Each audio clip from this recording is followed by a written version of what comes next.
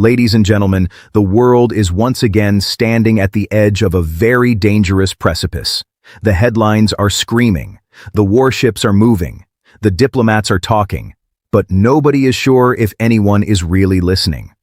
Because right now, in the year 2026, the United States military is actively preparing for what could become weeks-long military operations against Iran, if President Donald Trump gives the order to attack. This is not a rumor. This is not propaganda. Two senior U.S. officials confirmed this to Reuters on February 14, 2026, and since then, the world has been holding its breath. Let me walk you through what is happening, what the stakes are, and, most importantly, what I personally think about all of this. According to the Reuters report, the U.S. military is preparing for a sustained, weeks-long campaign against Iran, not just a one-off strike. This is significant. In June 2025, the United States already carried out what was called Operation Midnight Hammer. Stealth bombers flew directly from American soil and struck Iranian nuclear facilities. Iran responded with a limited retaliatory strike on a U.S. base in Qatar. That was bad. But what is being planned now? It is potentially far worse. This time around, the planning is described as far more complex. U.S. military planners are reportedly looking at not just nuclear sites, but Iranian state and security facilities, meaning this could include government buildings, military command centers, the Revolutionary Guard infrastructure, and more. In other words, this would not be a surgical strike. It could be a sustained air and naval campaign aimed at crippling the Iranian state. To back this up militarily, the Pentagon is deploying massive firepower. The USS Abraham Lincoln, a nuclear-powered aircraft carrier, is already positioned in the waters south of Iran. Now, the USS Gerald R. Ford, one of the largest and most powerful aircraft carriers ever built, capable of carrying up to 90 aircraft, is heading to the region as well. Add to that multiple Arleigh Burke-class guided missile destroyers, F-22 Raptors, F-16 Fighting Falcons, E-3 Sentry radar planes, a U-2 spy plane, and thousands of additional troops. The United States is not bluffing with its military buildup. This is real. Meanwhile, diplomatic talks are happening simultaneously. U.S. envoys Steve Witkoff and Jared Kushner met Iranian representatives in Geneva, with Oman acting as the mediator. Iran says it is willing to discuss limiting its nuclear program in exchange for lifting sanctions. But Iran has firmly ruled out linking the nuclear issue to its ballistic missile program, which is a major sticking point for the Americans. Trump himself, while speaking at Fort Bragg, openly floated the idea of regime change in Iran, saying changing the Iranian government seems like that would be the best thing that could happen. Senator Lindsey Graham went further and directly called for regime change. And the White House spokesperson said simply, "President Trump has all options on the table with regard to Iran.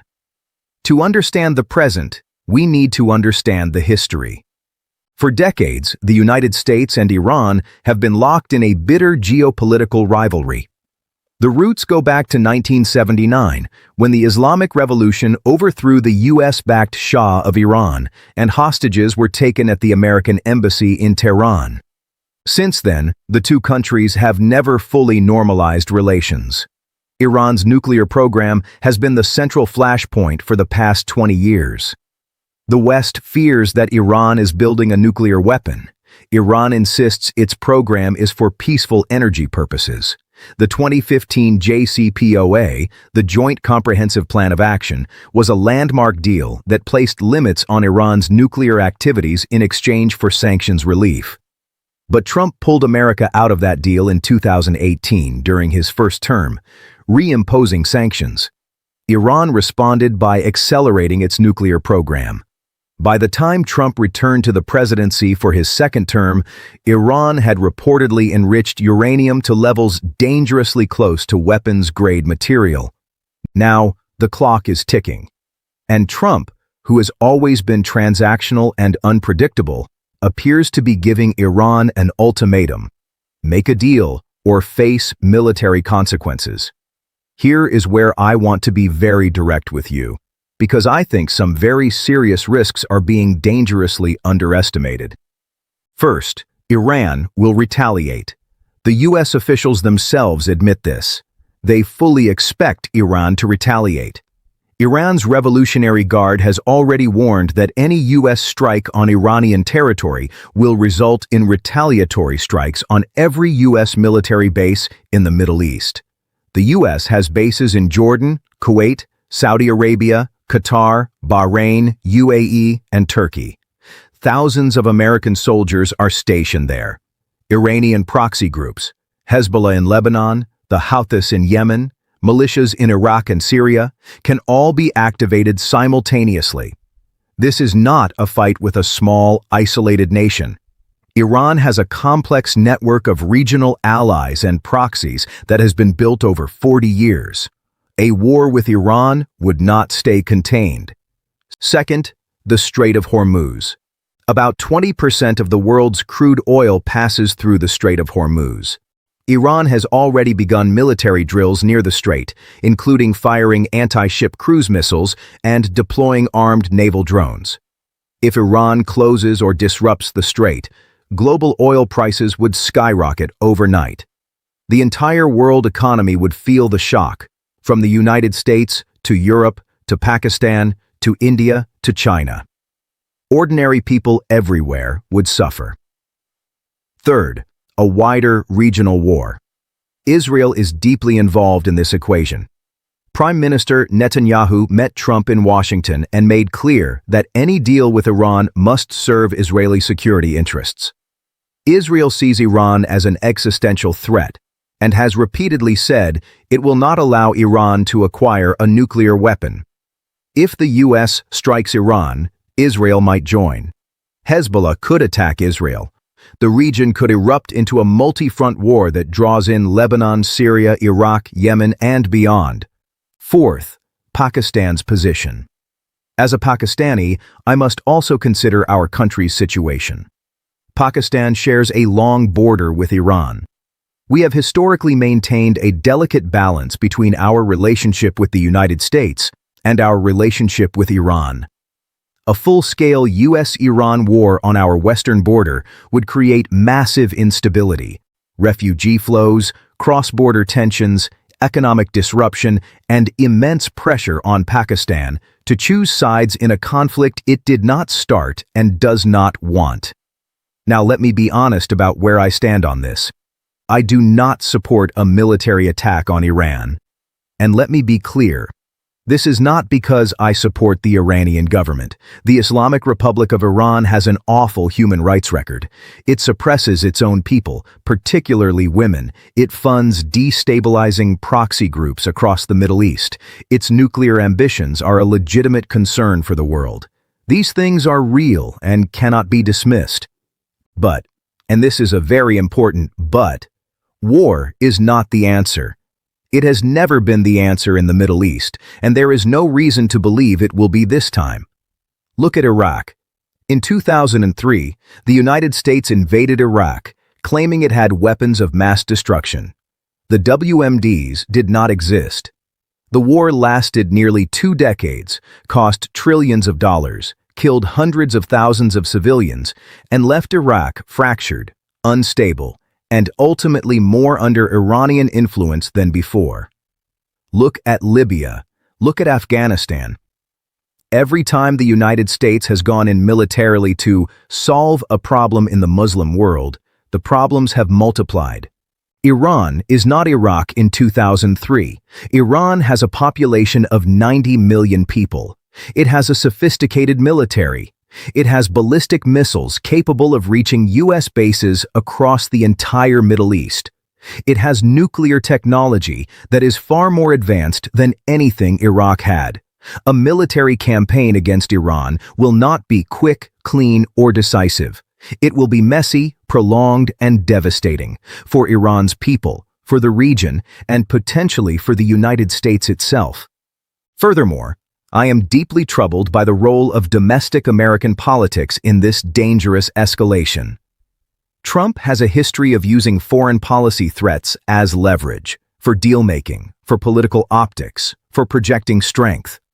The same man who pulled out of the JCPOA and then spent years threatening Iran is now also conducting diplomacy with Iran. The question is this a genuine effort at peace, or is it a high-stakes game of bluff and pressure? If Trump miscalculates, if the line between military preparation and actual military action gets crossed by accident or by political impulse, the consequences will fall not just on Americans, but on millions of innocent people across the region. I also want to address the voices calling for regime change in Iran. Senator Lindsey Graham, Reza Pahlavi. They talk about regime change as though it would be simple, as though the Iranian people would welcome it with open arms, as though a post-Islamic Republic Iran would automatically be peaceful, stable, and democratic. History tells us this is naive at best and dangerously irresponsible at worst.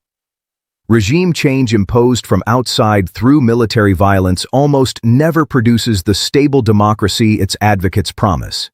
It produces chaos, sectarian conflict, and power vacuums that are filled by extremists.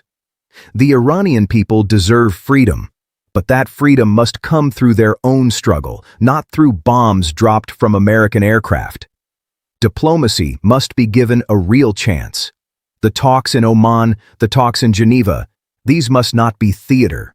They must be genuine negotiations where both sides make real concessions.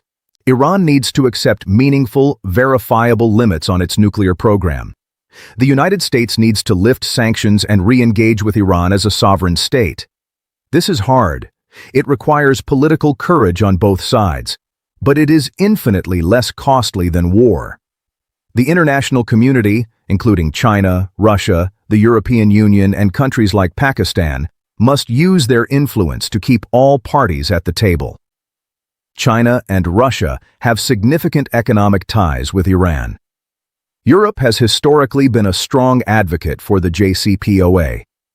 These countries should be pushing hard for a diplomatic resolution, not standing on the sidelines.